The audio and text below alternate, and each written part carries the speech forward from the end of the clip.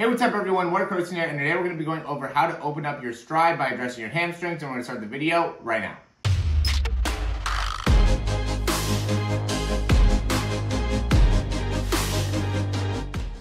Alright, so as many of you guys know, I have been working on being able to open up my left leg here consistently, and really been putting in a lot of different work and doing a lot of different exercises to be able to help me in opening up my hamstrings and really my hips, my lower back, my groin. There's a lot of things that go into being able to open up within that part of your body, within the hamstrings kind of back line. And so I do want to go a little bit more into that. I'm super excited about this video here. And if you like the information, go ahead and click that thumbs up down below. Subscribe to the channel if you haven't already. And if you have any questions, comments, or recommendations, you can leave those down below. The first thing I want to get into is going to be the back line, and we can see where that all goes. So it starts at the top of the head, and there's a great book.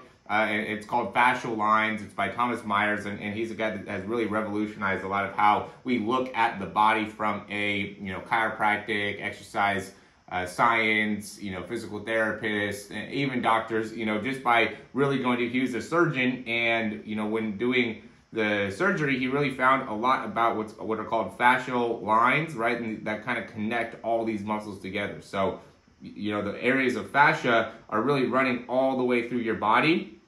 So the hamstring is not just isolated by itself, essentially, is the point, is that all this fascia is tied together. So the first thing that we want to talk about when it comes to opening up our stride is going to be opening up that back line, right? So if we have tightness in the back of our neck, or tightness in our lower back, or tightness in our Achilles, that's all going to show itself by not being able to adequately open up within, that whole back line, and really specifically the hamstrings. I mean, a lot of us will end up feeling it in the hamstrings, but a lot of times that actually isn't the cause of the issue. The cause is, a lot deeper and a lot bigger than just, going and stretching your hamstrings. So first is the concept that your hamstrings are not just one isolated group of muscles that just need to be stretched out in order to open up your stride. It's that there's a lot that goes into this, and even the bottoms of our feet are part of the back line as well. So you have to be aware of how tight are your arches, or the area that is underneath your feet. I mean, how tight are your calves?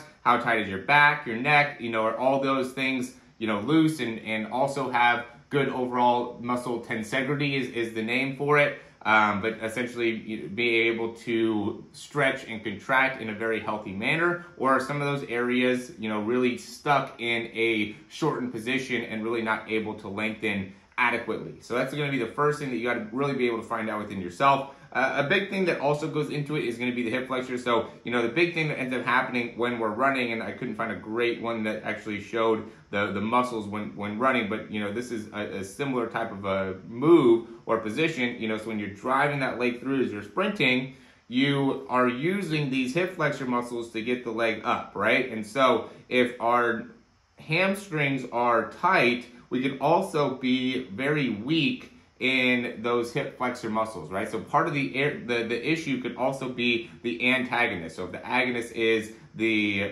hamstrings, or this is the primary area, or even the back line in general, the primary area that we're trying to look on and improving, we're going to look at the opposite side of the body as well and see how strong are these muscles. Are these muscles, really stuck in a shortened position as well? So now, that ends up contributing to the hamstrings having to stiffen up, right? And it's over a period of time, right? So you end up maybe being stiff in the hip flexors because you sit down a lot, and then that contributes to having a little bit more stiffness in the hamstrings, which then causes more stiffness within the hip flexors, which then causes more stiffness within the hamstring, right? So it ends up being this cycle. The same thing on if you're working to improve your speed, right, and opening up your stride. It's not something that goes from 0 to 100. You have to be able to slowly be able to work on this. So definitely looking into improving the overall strength within the hip flexors is a critical thing to help you in being able to drive that leg all the way up and help you being able to open up the stride, when you're running or sprinting. The next thing is going to be your overall center of balance, right? And so I see this a lot, and I just did a video about the anterior pelvic tilt and how this can end up being a positive thing when it comes to running, and I still think it can be, but we also don't want to be too far forward or actually leaning forward, because that will cause stiffness in our body, right? So if there ends up being parts of our body that are stuck in a shortened or contracted position, that's going to limit how much of a stride that we're going to be able to get, because now,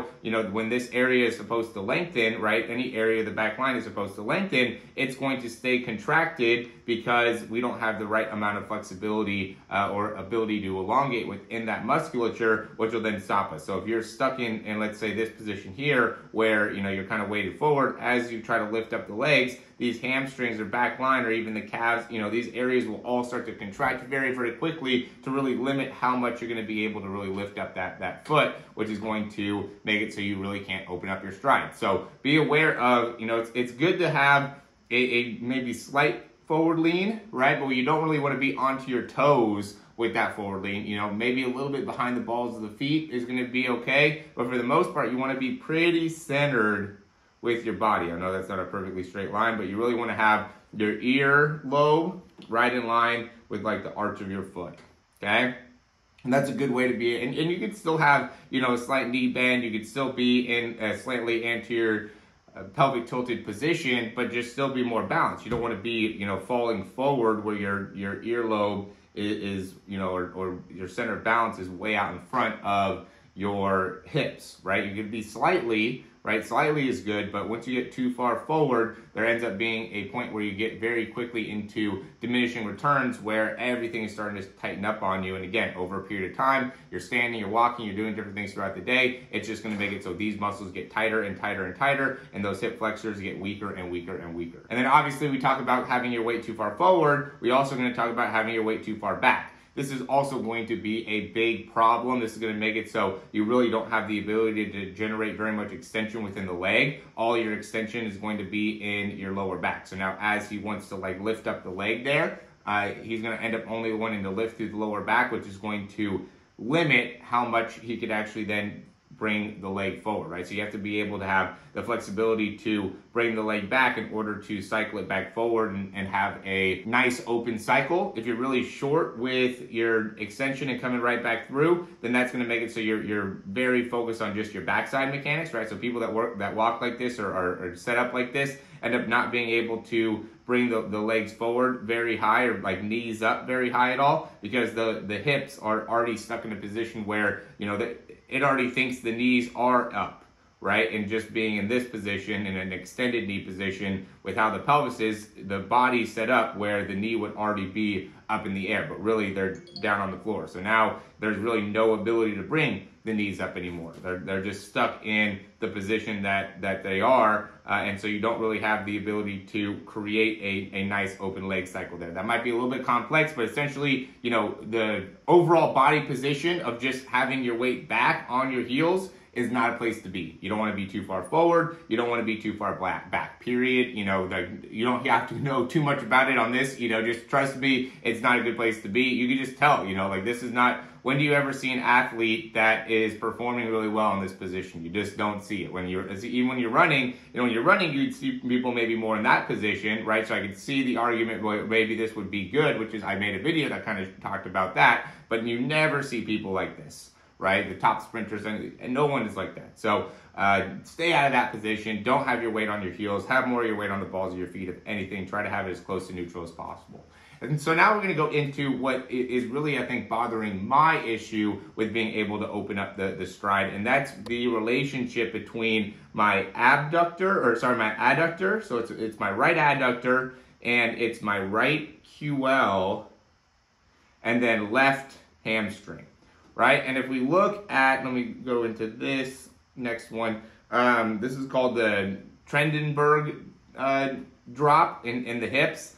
And they talk about a strong runner should have like a neutral hips. I do think there should be some degree of a drop. We just want it to be as symmetrical as possible and as controlled as possible. And so what happens here is that as one of your legs come through, so for this would be perfect for me, as the left leg comes through, the hip wants to be able to kind of come up a little bit, right? So as this one comes underneath, this one ends up wanting to raise, right? So that will activate a little bit of the QL, which is going to be on the top of the pelvis here. And then it's going to also activate the adductor, which is supposed to be grabbing onto the bottom part of the pelvis here. So both of these areas end up being active as you bring the leg through. So if some of you guys have maybe tightness on your left hamstring, you can sometimes feel as you're trying to stretch your left hamstring, a big pull within your right QL as well, or maybe even your right groin, depending on where you have a lot of stiffness and tightness. So for me, I think one of the big things that's hampering my ability to be able to bring my leg through is the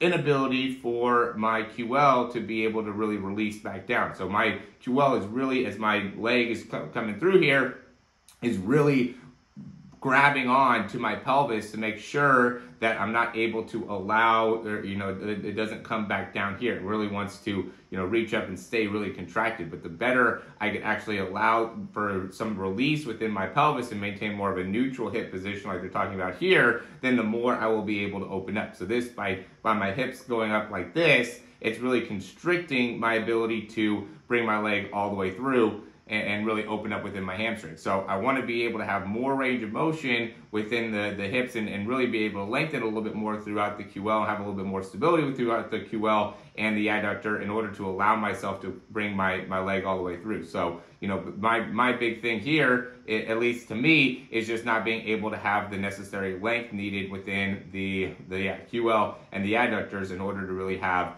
enough ability to create great extension within the hamstring. So not only is there the issue with the back line and the potential of having tightness in your Achilles and your lower back and your neck, and also maybe having a not great activation through the hip flexors, maybe being a little bit off balance within your body, even shifting side to side can end up having those impacts as well as forward and back. So if you're a little bit shifted onto your right leg all the time, that's going to make it so one of your hips is going to lower down, the other one's going to, raise up, and vice versa. So you can even feel like if I shift to my left, I can feel my left hip rise. If I shift to my right, I can feel my right hip rise. So if you're a little bit off side to side there, that could also contribute, right? So I'm probably having a little bit more of my weight onto my right side naturally. I am a little bit more pronated into my left foot.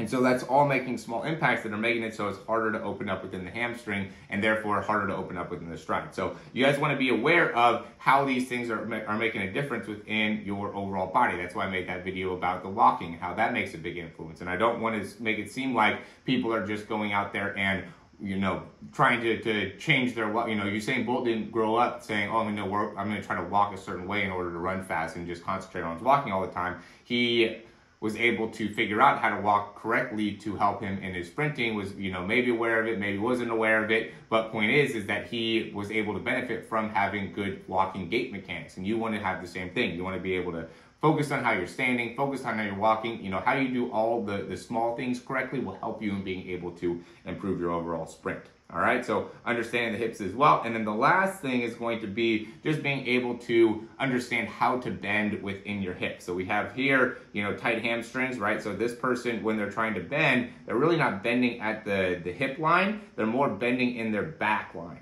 right? And we see this a lot where, they're not able to, and a lot of times this happens for people that are not able to control their center of mass. So they're either too far forward or too far back, but they end up not being able to really get good flexibility through the hips. And so you want to work on this, and you could even have this bent knee position, right? So you can see, I'm almost more like this. I don't have the ability to fully straighten out my legs like this. I'm more of a bent knee position, but that ends up making it so I have, some built up tightness within my sacrum and my lower back sometimes because I, have so much stiffness within my hamstrings, right? So you want to be able to stretch out and get to this point, right? I'm working to be able to get to this point. I really try to extend my knees the best I can as I'm going through and stretching. But, at the end of the day, it's something that you want to work on as you, continue to build strength and power and things like that, right? I'm trying to jump, I'm trying to improve my speed. So that my priority number one is to maintain strength, and shortening the muscles ends up happening as you're strengthening the muscle.